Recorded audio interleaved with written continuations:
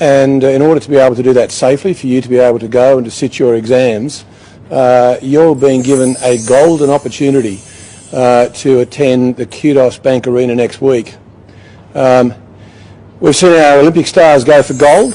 We've seen the most amazing stars in the Kudos Bank Arena. I think there's been Lana Del Rey, Keith Urban, Pink, Madonna, just so many people. You have the chance to go to that stadium next week and actually land some gold by getting your first vaccination, your first Pfizer vaccination. New South Wales Health and Education are doing everything to back you in and make sure that you can go safely to your HSC exams by October. But what we really need you to do is to go for gold next week. We have about 24,000 of you who can get along to the Kudos Bank Arena next week. And the way you do that is that there will be a link come out to you, there'll be messages come out to you with a letter that will explain what you are required to do. But what you are required to do is just keep safe, basically. Get along to the Kudos Bank Arena. You can get there by your own car or by public transport. Maybe mum and dad can drop you. If mum or dad or one of your family drop you, make sure they stay outside the arena, because we don't want too many people obviously milling around inside the arena. Make some arrangements for after you've got your access to that golden opportunity of the vaccination to wait outside for you. And to mums and dads, I just want to say, and to the young people themselves, that if you need to make a call because perhaps there's an issue that you're not quite certain about, or that the email that comes out to you, you've still got questions, then you can ring 1-800-922-8866. This is your big chance to really go for gold and to star next week. You're getting an opportunity that so many others haven't yet managed to achieve, and it's there for you, and it's there for you to really light up your future by having your safety and security looked after so you can sit your exams come October. I want to stress that to the mums and dads, your children will be well looked after inside when they arrive. They'll be literally ushered. We'll have nurses, we'll have some of the youth command, we'll have some of the young police from the various operations within police there just to guide them through as to where they go. They'll be looked after every moment inside the stadium, and they'll be well cared for. So mums and dads, feel secure. We've got about 24,000 students we're aiming to get through next week. The messages will come out this week, and the opportunity is there, but really you've got to take it, grasp it with both hands.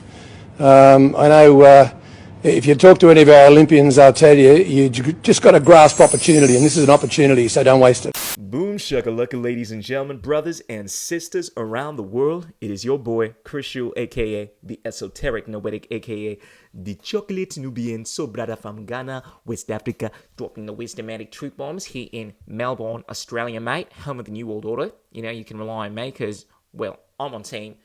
Meh. Be sure to like the video, subscribe, click on the bell, tell your friends, tell your mom, drop us some comments, let us know what it is. Be sure to check out the links if you want to support us. I salute everyone that has been doing so. I appreciate you.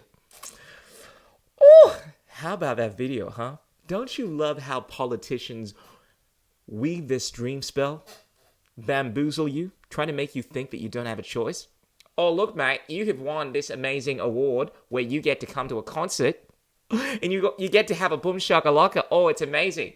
And yeah, everyone's required to come to this thing to do the HSC. In order for you to complete your final examinations, yeah, come to the concert. But just the kind of language that has been used, it is so misleading. I mean, I would imagine the one question you would have had after watching that video was, am I required to get boom shakalaka if I want to do my HSC, which are these final exams I think that you do in Australia, mate, if you want to graduate, right? But they didn't make that clear. They didn't make that clear for a reason, because they're trying to make you think you don't have a choice. And this is what is happening on every level. This is what police officers do. They try to make you think that you don't have a choice when they are asking you for your name and address, even if you have an exemption. They make you think that you must do anything they tell you to do. You must give out your information. This is what the entire system is structured to do. It's structured to coerce you to doing things. I mean, this is a tactic we would use in sales. It's called the assumptive close. You just make people think that they want to do this. You just make people think that everyone is doing this, and it doesn't make sense for you to even decline it. It's like we would call people up when I used to work in a call center, and you would tell them, congratulations, hey, congratulations, you won this new service where you get to have cheaper rates. All you got to do is switch over, and we're going to charge you cheaper rates. Now, granted, I mean, it wasn't fraudulent. It was true that if they switched over, they would get cheaper rates. However, by us presenting this narrative that, hey, everyone wants to do this thing. Of course you want to do this thing. You've won a gift. You won something special. People have this idea that, oh, I'm just supposed to go ahead with it. And this is how you make people think there is no choice. But make no mistake about it. You always have a choice. The chocolate Nubian soul brother is a proponent of freedom, sovereignty, choice. And the Orwellian state, these rulers are proponents of control, fear. They deal in the devil's lore. I do not deal in that stuff. And I remind you that you are beautiful beings that are endowed with the spirit of free will. These God-given, unalienable rights. And no matter how backed into a corner we may think we are, you can always say no. And this is something that needs to happen. We need to be having conversations with our friends, but specifically with our children. If you have children, make them aware that they can always say no. They can always say no to drugs. Say no to drugs.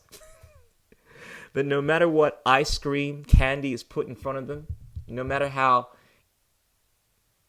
deceptive these bureaucrats are, you can't say no if they're offering you the experimental boom shakalaka.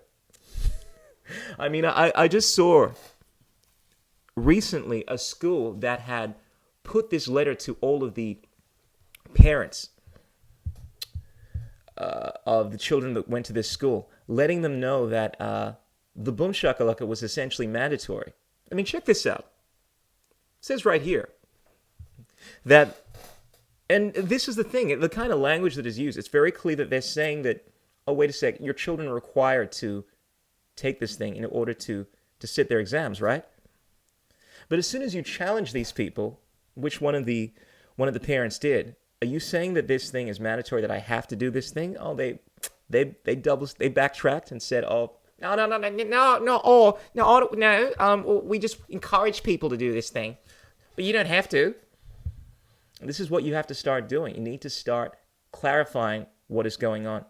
Don't buy into these assumptive clauses, these Orwellian tactics that these disseminators of bamboozlery will try to wield. Call them up on their BS. Because fundamentally, you cannot force people to do this kind of stuff. Now, what we're seeing going on at the moment, I want to bring up an issue which I'm finding very interesting, is particularly in Australia, businesses are now allowed to ask the status of their employees. Have you been boom shakalaka, mate? We need it now. Employers are given clearance to ask workers to reveal boom shakalaka status. Now, I'm going to say something very controversial here. An employer has the right to ask whether or not you have been boom shakalaka. Hell, an employer has the right to ask whether or not you've been circumcised. An employer has the right to ask whatever the fuck they want, but you do not have to answer. You should not be required to have to divulge any information whatsoever. How about that? Now, I know a lot of you people are saying, "Oh no, Chris, I feel like I'm being coerced." You may feel whatever you want. You don't have to comply. The problem in this world at the moment is people think that the government is supposed to regulate anything. The government has a right to protect people. No, you have a right to protect yourself. The only job any kind of system, call it government, call it what you will, that any kind of free society acting under the natural law should be doing is protecting people from their individual rights. If someone is actually committing violence or fraud that has actually led to the harm of someone, person on their property, that's where someone should be able to step in and say, look, mate, you're not allowed to do that. I'm going to prevent you from doing that. And here, you got to pay some restitution here. But the idea that the government is now able to decide whether or not employers or anyone for that matter can do X and Y, give certain information out, not give any information out, that is what is leading to this complete and utter nonsense. Now, granted, I know a lot of people don't like the idea of freedom. It sounds scary, but we have to live in a society where people can make decisions for themselves.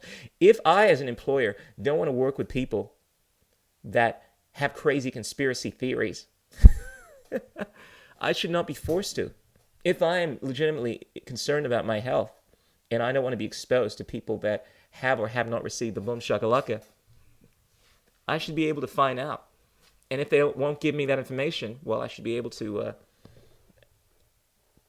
act in accordance to that. It's interesting what Jennifer Aniston has done recently. Jennifer Aniston, the famous actor from Friends, has recently said that she'll be cutting anyone out of her life that has not received the boom shakalaka. Apparently, if people have not been boom shakalaka'd, she won't associate with them.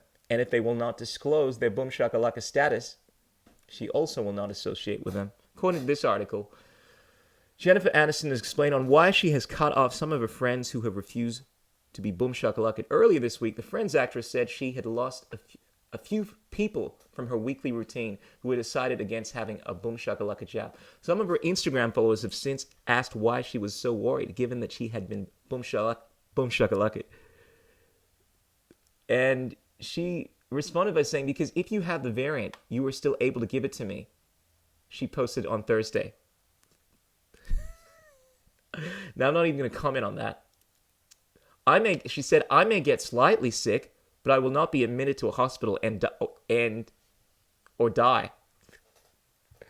Well, the last time I checked, people that were getting the boom shakalaka were still being admitted to hospitals, and we're still dying. Look, I believe in boom shakalakas. They work, and I still want you to get one because I want to be protected. Even though I know they work, I want you to be forcefully boom shakalaka'd to protect me. Oh wait, that doesn't work because I think they work. The boom shakalakas work, so I shouldn't need you to have one. Well, I want you to get one because I want you to be protected. I want to keep you safe. So because I care so much about you, I'm going to forcibly get the popo to rape you to keep you safe. This is the kind of insanity we're dealing with. And look, I realize a lot of you guys are having very tumultuous conversations right now where you are losing a lot of friends, and some of you don't want to have this conversation. But here's the truth. You cannot hide the sun, the moon, and the truth. And also, you cannot hide who you are. Even the very act of trying to hide who you are is felt. Those that are intuitively activated, have access to this psionic intelligence, they feel it. Vibes speak louder than words. I can walk into a room and people will feel the fact that I'm a conspiracy theorist.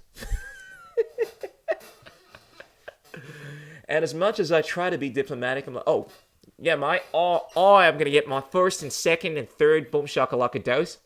I am on team man. A lot of people can sense the fact that I am speaking nonsense because the truth eventually comes out. And when it comes out,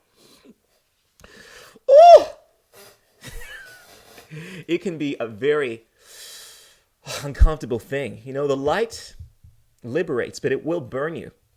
When the light permeates from your being, when people feel these vibes from you, it can be very uncomfortable to those that aren't ready to deal in the truth, in the light. And they will run away like vampires. No! Oh, I'm melting. What is this truth that you're emanating? I cannot be in this room with you. But it's okay, ladies and gentlemen. It is okay. Because you should always be a first-rate version of yourself. Don't try to be a second-rate version of someone else. Don't try to be something that you are not, particularly in these times when being who you are can be such a powerful thing, when you are giving people the permission to be themselves. There's something powerful about being a conspiracy theorist in the room,